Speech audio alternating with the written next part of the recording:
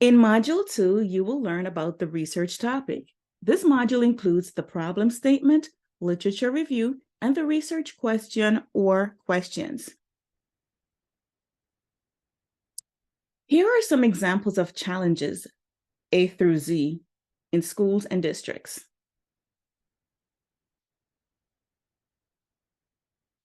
You may wish to study these topics or one of your own. Take a moment to look at this list. Does it contain a topic you're studying or would like to study using action research? What is a pressing issue in your educational setting? You may pause the video and then resume playing the video when you have finished reading this slide.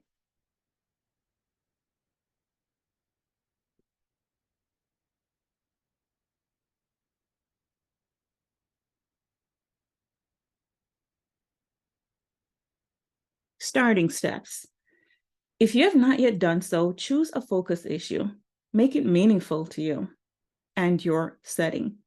You may use a challenge from the previous A through Z list or another of your choice. This will be your topic. In this course, I will use languaging as an example. So the first step is to select a meaningful, realistic topic.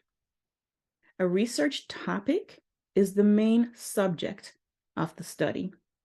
So you're going to identify issues, because there are more than one, choose one topic, then focus on a specific area of this topic. For example, a general topic could be the languaging of African American students who speak African American language as a home language, and Gullah Geechee, and Afro-Caribbean students who speak Caribbean English-based Creoles in US schools. So you could talk about those students in general. Basically, those are speakers of Afro-descended English lexified languages. So there could be African American, again, speaking either African American language or Gullah Geechee, or both. Or they could be Afro-Caribbean students who speak Caribbean English-based Creoles. A research problem is an educational issue addressed in research that narrows the broader topic.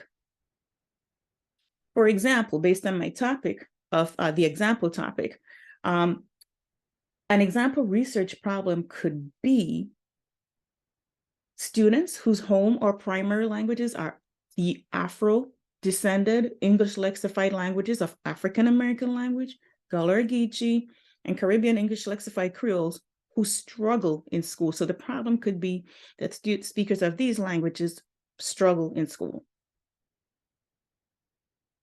So you could narrow down the topic to, for example, ensuring educational equity for students whose home or primary languages are African descended or Afro-descended English lexified languages. So again, you start with the topic, look at the problem associated with the topic, narrow down the topic to exactly what it is you want to focus on.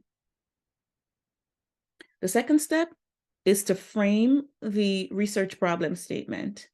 This means to clearly and concisely define the problem that the research is trying to solve. This will provide a clear direction for the research and help to focus the investigation. Write the statement that explains the reason for the study, and then evaluate that research problem statement.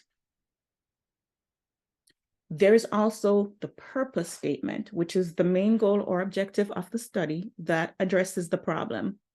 We will talk about the purpose statement in more detail later in this module. The third step is to develop the literature review.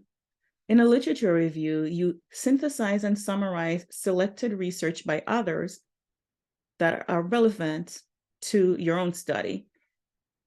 Some people may consider it somewhat akin to an extended essay with citations, with the appropriate academic expectations in the text formation.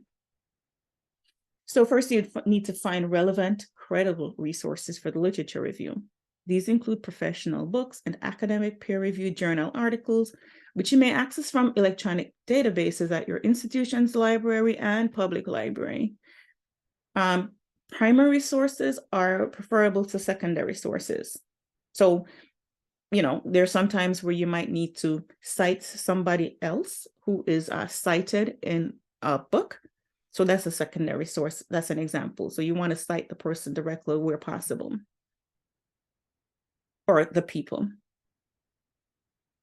One exception to this is, if you cannot find that primary source, don't forget to really tap into your library services. They really are there to help you in this process.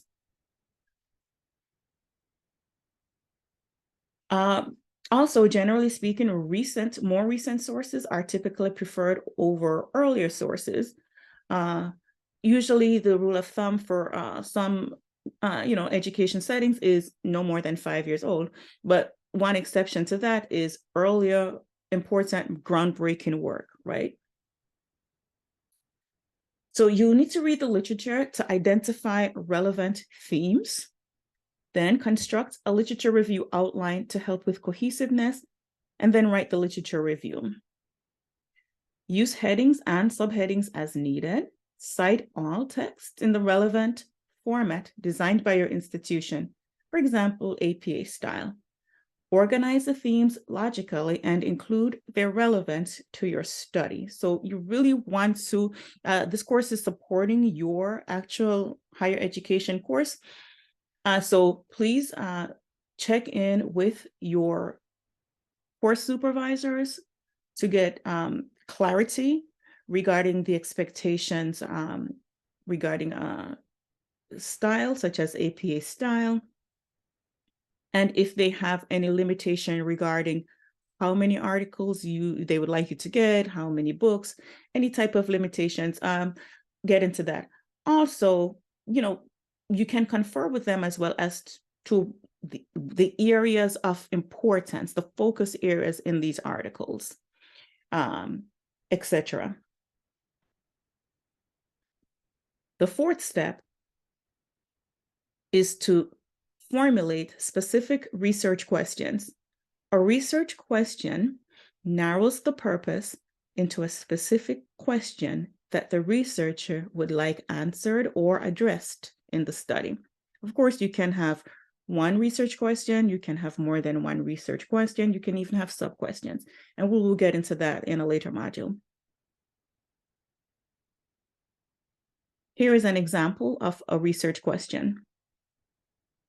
How does a bilingual approach in classrooms impact students whose home or primary languages are African American language, Gullah Geechee, and Caribbean English lexified Creoles? The following slides contain examples of qualitative action research questions, quantitative action research questions and hypotheses, and mixed methods action research questions. They are preceded by purpose statements. The quantitative examples are preceded by definitions of variables and followed by the definition of hypotheses.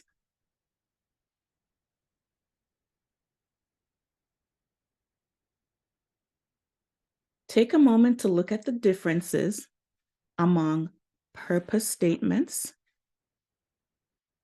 research questions, hypotheses, and objectives.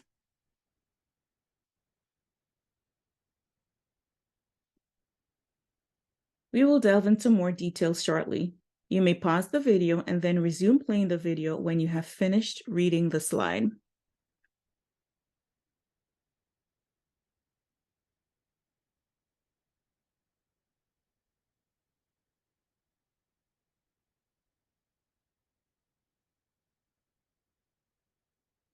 Let's take a look at qualitative matters. We'll start with the qualitative purpose statement. As Cresswell expressed, a qualitative purpose statement indicates the intent to explore or understand the central phenomenon with specific individuals at a certain research site.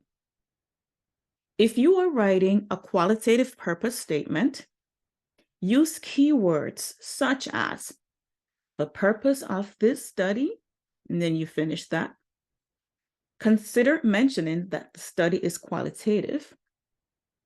So indicate the type of research design you plan to use.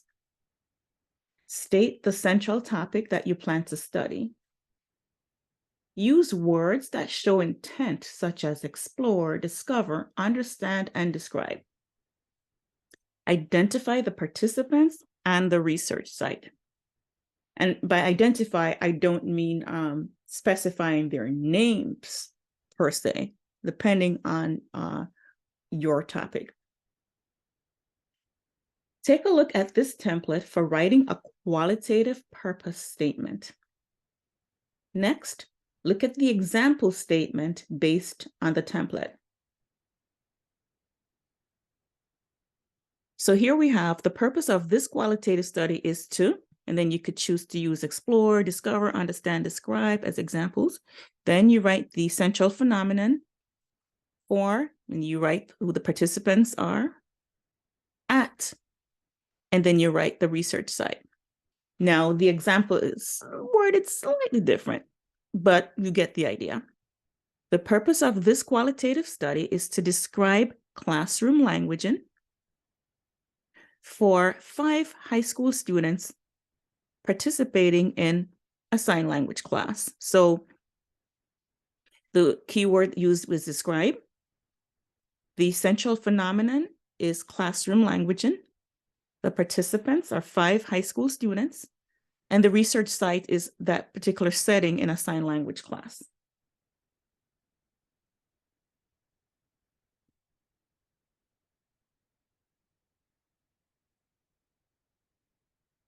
Now let's look at qualitative research questions.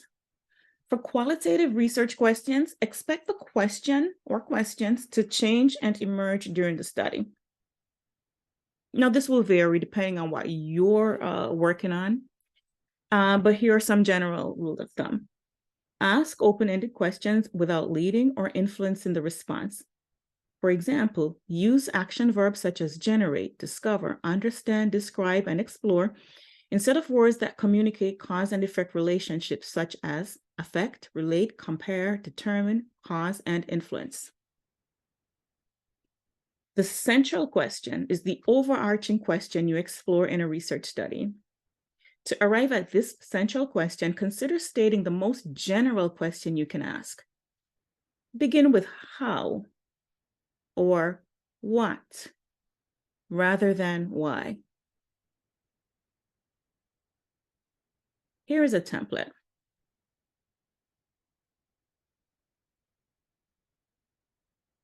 What is central phenomenon for participants at research site? Here's an example based on that template. What is languaging? That's the central phenomenon for 5 students. Those are the participants at Hope High School. That's the research site. So again, what is languaging for 5 students at Hope High School? Now, you can have sub-questions. You don't have to, but you may choose to have them if they are appropriate to your study. Sub-questions have the same characteristics as central questions, such as being open-ended, neutral in language, and few in number, but they offer more specific details to the questions in the study. So you have issue sub-questions and procedural sub-questions. Issue sub-questions are questions that concentrate on specific topics or issues that the researcher wants to understand from the participant.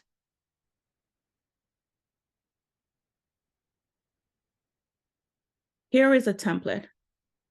What is sub-question issue for participants? That's optional. At research site, that's also optional. You don't need to restate the participants and the research site if they're already stated in the central question. So here are some examples. What is languaging for elementary school students? It could be an example of a central question. A sub-question could be, what is languaging as seen through teachers? All right, so we're looking at it as a perspective from the teacher's perspective. Procedural sub-questions indicate the steps to be used in analyzing the data in a qualitative study. These are less used than issue sub-questions due to the emerging nature of qualitative research. To study this central question, the following questions will be answered in order or answered or addressed in order in the study. So you have to figure out which question will be answered first, which question will be answered second, which question will be answered third, and so on and so forth. Here are some examples. What are African American students' languaging experiences with writing in high school? That could be the central question. And you could have a procedural sub-question like this. So what you're going to ask next, what are the categories of experiences? That could be one sub-question. And then the next sub-question could be, what process occurs that reflects those experiences, right? So they kind of have to be in a certain order for it to make sense.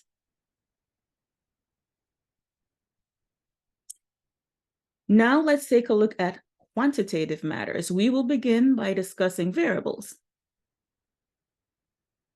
A variable is a measurable or observable characteristic or attribute that varies among the individuals or organizations being studied. That's rephrased from Creswell. First, let's look at some definitions in this of words in this definition of a variable. So characteristic. Characteristics of individuals are personal aspects like grade level, age, or income level. Attribute. An attribute refers to the feelings, behaviors, or thoughts of an individual or individuals in an organization. So you can also have abstract attributes, which are also known as constructs. Constructs cannot be measured directly. So, for example, student achievement is a construct, but grade point average is a measurable variable. Educational research tends to use variables rather than constructs. Remember, constructs cannot be measured directly. A dependent variable is an attribute or characteristic that is dependent on or influenced by the independent variable. An independent variable is an attribute or characteristic that influences or affects an outcome or dependent variable. A control variable is an independent variable that is of secondary interest and is neutralized through statistical or design procedures in order to eliminate it as a possibility. Control variables are usually personal demographic attributes or characteristics. So for example, you might see something that, they control for socioeconomic status. So if you take that out of the picture, how do we compare these two groups? A treatment variable is an independent variable that is measured in categories, such as received activities or denied activities, to determine its effects on an outcome. So a treatment variable could be this group of students got to use this program, and this group of students did not get to use the program. So the program that was offered could be considered in this example as a treatment variable. A moderating variable is a special secondary independent variable that combines with another independent variable to influence the dependent variable.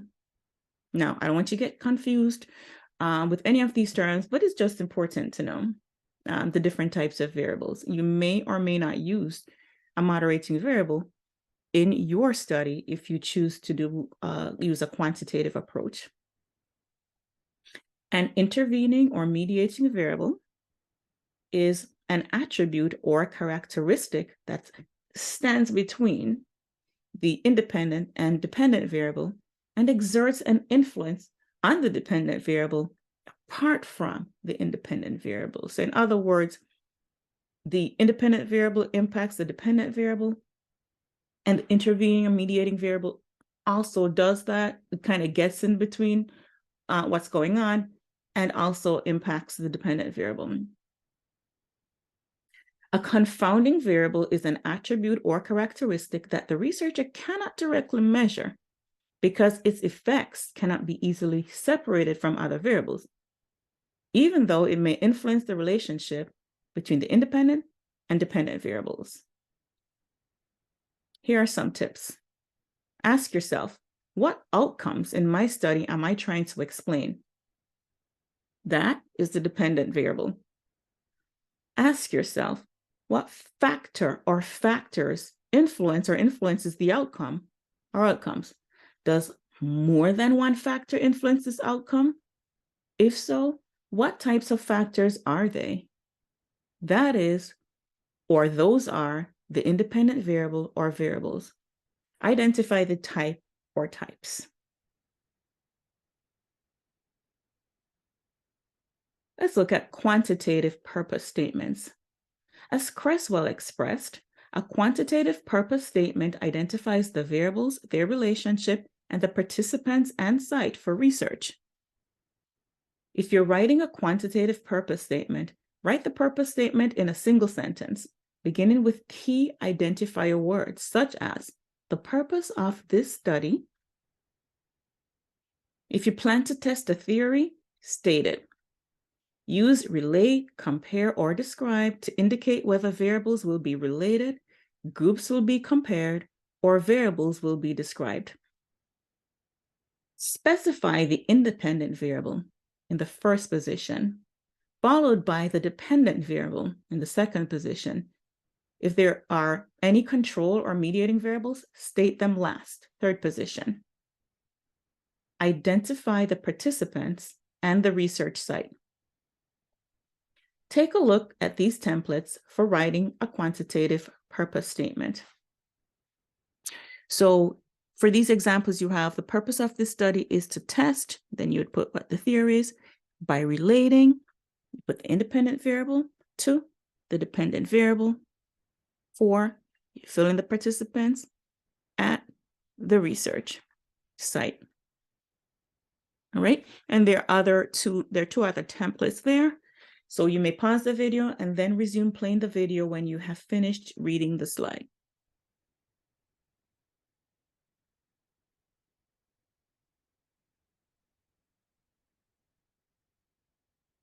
Quantitative research questions. For quantitative research questions, pose a question. Begin with how, what, or why. Specify the independent, dependent, and mediating or control variables where applicable. Use the words describe, compare, or relate to indicate the action or connection among the variables. Indicate the participants and the research site for the study. There are 3 types of questions to consider. Descriptive questions.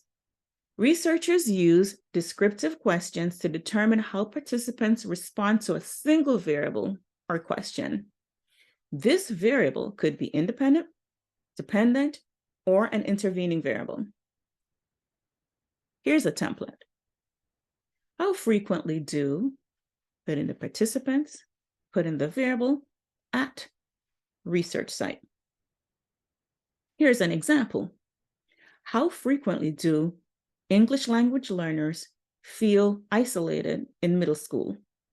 In this example, English language learners are the participants, feel isolated is the variable, and middle schools are the research sites. Relationship questions. In research, relationship questions are used to determine the extent and strength of the association between 2 or more variables. This is most commonly done by examining the relationship between the independent variable and the dependent variable. Here's a template. How does independent variable relate to dependent variable for participants at research site?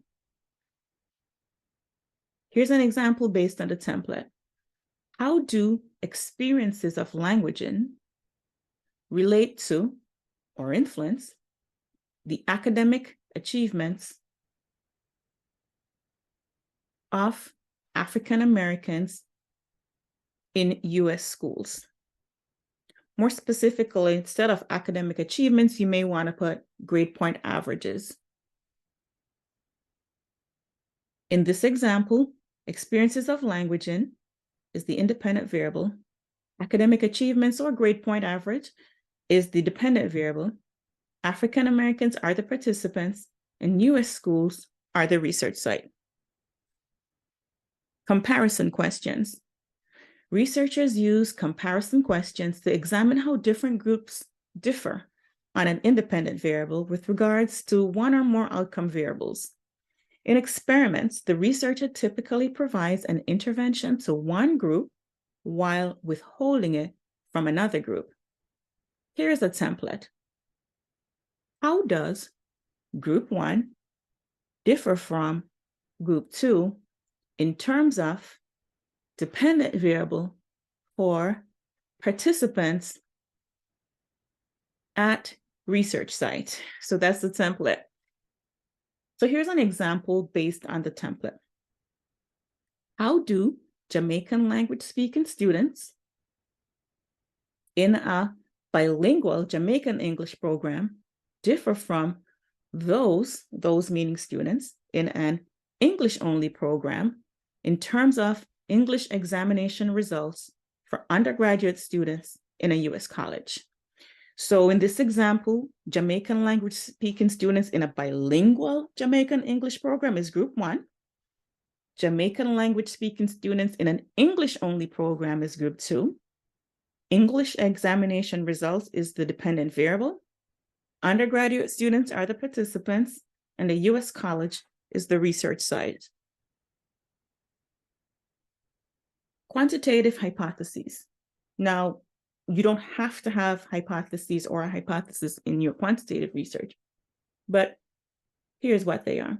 Hypotheses are predictions about whether the hypotheses are predictions about what the researcher expects to find. So again, you may choose to have hypotheses or not. They're not required. Hypotheses are not used as often as research questions. State the variables in this order. Independent, first position. Dependent, second position. And control, third position. If you compare groups in your hypothesis, explicitly state the groups. If variables are related, specify the relationship among the variables. Make a prediction about changes you expect in your group, such as less favorable or more favorable, or no changes. For example, no difference. You will then test this prediction or hypothesis using statistical procedures. You may state the participants and the research site in your hypothesis, but it is not necessary if it's stated in the purpose statement. The null hypothesis predicts that there is no relationship between variables or difference between groups. In hypothesis testing, the directional alternative hypothesis predicts the direction of a change, difference, or relationship for variables. On the other hand, the non-directional alternative hypothesis predicts a change, but does not specify whether the direction will be positive or negative or greater or less. Mixed methods research. Let's take a look at mixed methods matters. In a mixed methods research design, researchers use both qualitative and quantitative methods in one study or a series of studies to comprehensively examine a research question. This involves the collection, analysis, and integration of data from both approaches to provide a more holistic perspective. A mixed methods research design entails the combination, integration, embedding, or linkage of both quantitative and qualitative methodologies to create a cohesive approach.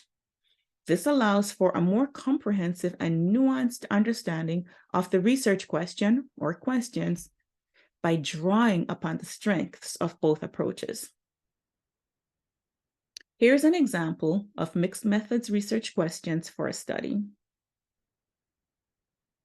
What is the effectiveness of differentiated instruction on the languages or languaging of English language learners with disabilities in a 6th grade class? So I'll repeat that. What is the effectiveness of differentiated instruction on the languaging of English language learners with disabilities in a 6th grade class?